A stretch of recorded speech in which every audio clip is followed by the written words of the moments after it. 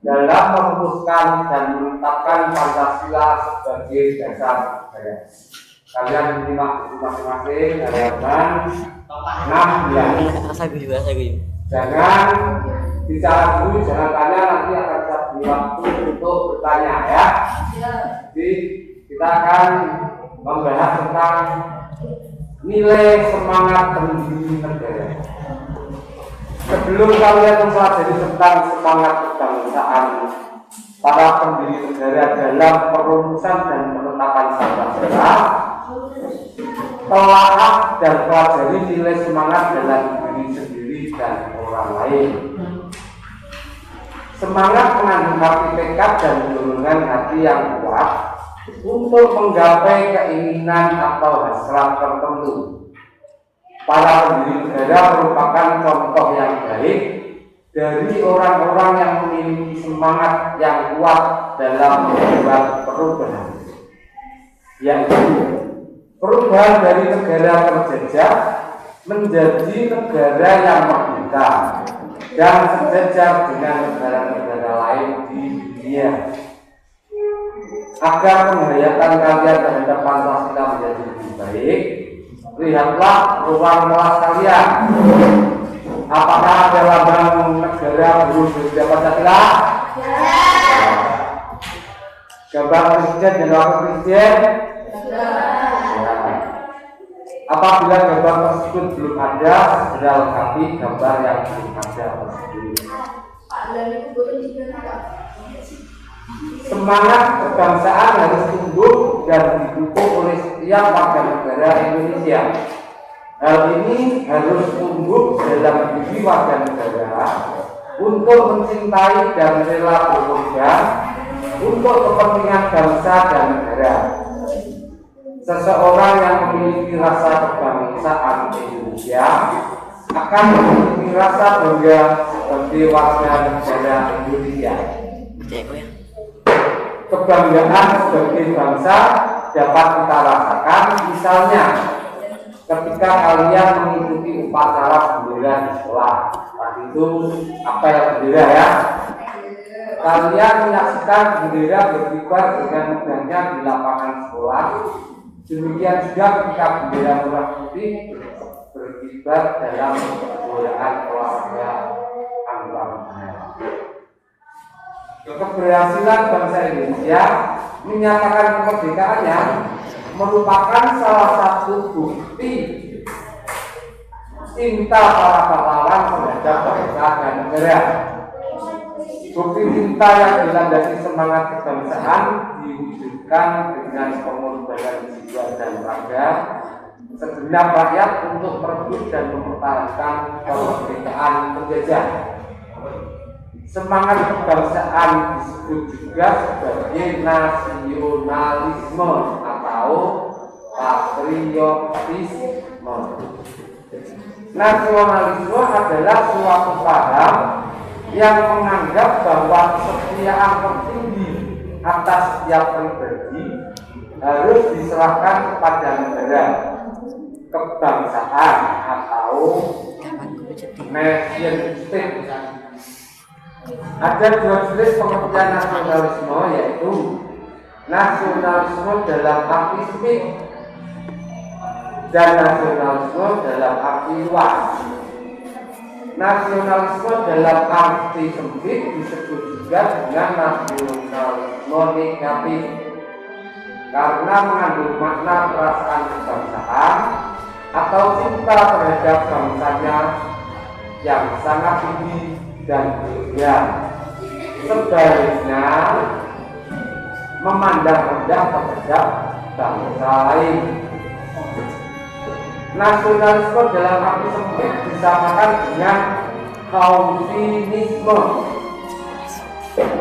Hal ini pernah dipraktekkan oleh Jerman pada masa Hitler tahun 1934 sampai 1945. Dia menganggap Jerman di atas segala-galanya. Deutschland über alles in der Welt.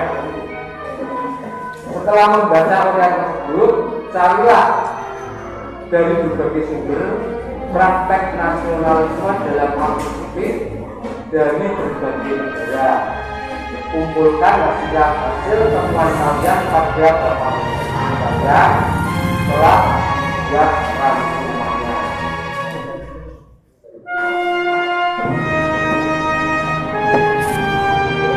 Selanjutnya ya, jenis nasionalisme yang kedua adalah nasionalisme dalam kehidupan atau yang berarti positif.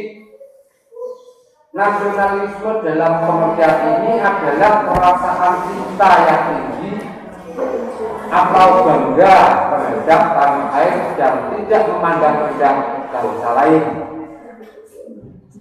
Saat mengadakan hubungan dengan negara lain, selalu mengutamakan kepentingan bangsa dan negara, serta menghormati kedaulatan negara lain. Bagaimana? Kalian sudah paham tentang patriotisme? Paham ya? Kalau tidak paham, nanti kalian tanyakan patriotisme itu adalah nasionalisme dalam arti yang luas. Jadi kita bangga terhadap bangsa. Patriotisme berasal dari kata patria yang artinya tanah air. Kata patria kemudian berubah menjadi kata patriot yang artinya seseorang yang mencintai tanah air.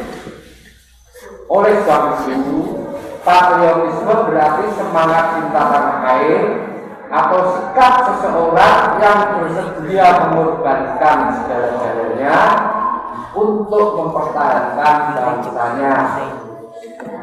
Sikap ini muncul setelah lahirnya nasionalisme. Jadi nasionalisme lahir dulu, setelah itu patriotisme. Orang bisa patriotisme karena sudah ada nasionalisme, ya. Namun antara nasionalisme dan patriotisme umumnya diartikan sama. Jiwa patriotisme telah tampak pada sejarah perjuangan bangsa Indonesia. Hal itu antara lain diwujudkan dalam bentuk kerelaan para pahlawan bangsa untuk mempertahankan dan merebut kemerdekaan dengan mengorbankan jiwa dan raga. Jiwa dan semangat bangsa Indonesia untuk merebut kemerdekaan sering juga disebut sebagai jiwa dan semangat 45. Ya, jiwa dan semangat 45. Ada pun hal yang terkandung dalam jiwa dan semangat 45, di antaranya adalah satu, pro patria atau patrialis, artinya mencintai tanah air dan mendahulukan kepentingan tanah air. Yang kedua, jiwa solidaritas dan kesetiaan kawanan dari semua lapisan masyarakat terhadap perjuangan kemerdekaan. Tiga, jiwa toleransi atau tenggang rasa antar agama, antar suku, antar golongan, dan antar agama. Yang keempat, jiwa tanpa pamrih dan bertanggung jawab. Dan yang kelima, jiwa satria dan kebesaran jiwa yang tidak mengandung dalam jiwa. Jadi patriotisme, satria, kebesaran jiwa tidak mengandung dalam jiwa. Kalian tahu lima itu sebagai contoh nasionalisme dan patriotisme, ya. Nasionalisme dan patriotisme dibutuhkan bangsa Indonesia. Untuk apa? Untuk menjaga kelangsungan hidup dan kejayaan bangsa serta negara. Kejayaan sebagai bangsa dapat dicontohkan oleh orang atlet yang berjuang dengan jiwa dan raga untuk membela tanah airnya. Atlet bulu tangkis Indonesia menjuarai Thomas Cup. Mereka itu mempunyai jiwa patriotisme, berjuang tanpa lelah agar Indonesia juara. Jadi perjuangan para atlet di luar negeri untuk memperoleh gelar juara itu adalah perjuangan untuk mempertahankan nama baik Indonesia.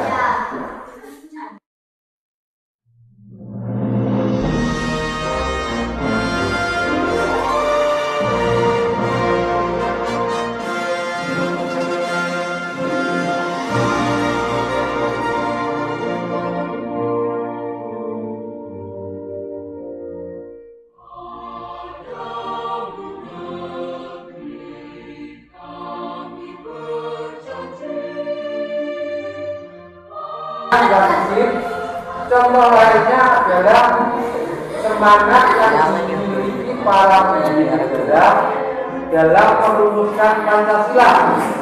Para pendiri negara dulu tahun 65 itu bersemangat untuk merumuskan Pancasila. Ya.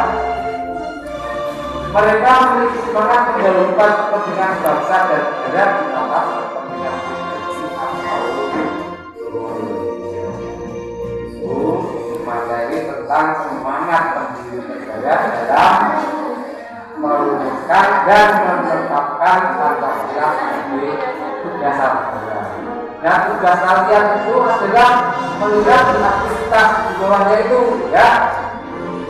Tugas kalian sekarang adalah mengidentifikasi semangat apalah yang telah ditunjukkan oleh para pendiri negara.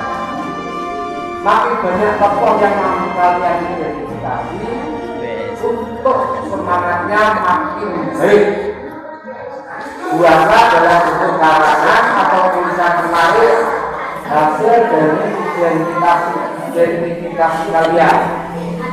Kumpulkan dalam bentuk clipping hasil identifikasi kalian tersebut, bandingkan hasil identifikasi kalian dengan teman, lalu dikumpulkan. Nah, saya jelaskan buat kalian ini karena kalian adalah materinya tentang pendiri negara dan misi, tapi kalian mengumpulkan clipping atau berita dari majalah, koran, atau dari web-web yang dipercaya tentang pendiri negara. Siapa saja tokohnya? Kalian misalnya tokohnya